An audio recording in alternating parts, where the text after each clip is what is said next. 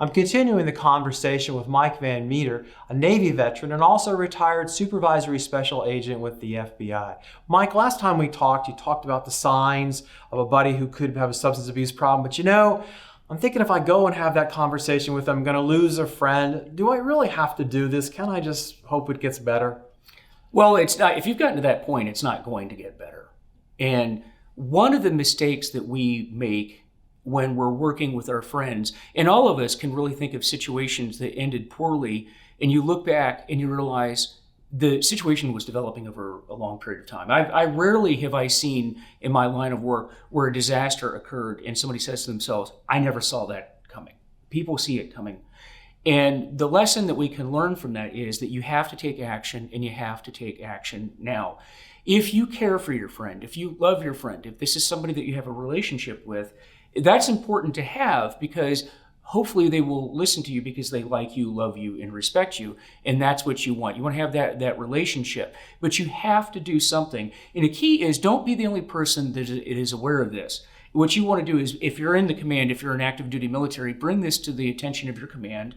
Or if it's somebody that has retired or now they're in the workforce, let somebody else understand that this situation is developing, and get professional help and get counselors that have been trained. And there's a number of resources that you can utilize, and there's a lot of training that you can take. And everybody really should receive suicide awareness training within the commands. You mentioned earlier ASSIST. That's a great program. I've been through that as well. So that's what you want to do. You want to reach out to those resources. Now, you've also told me from your work that it's not uncommon for folks with these kind of problems to also be thinking about suicide. Yeah, with addiction problems. Yes.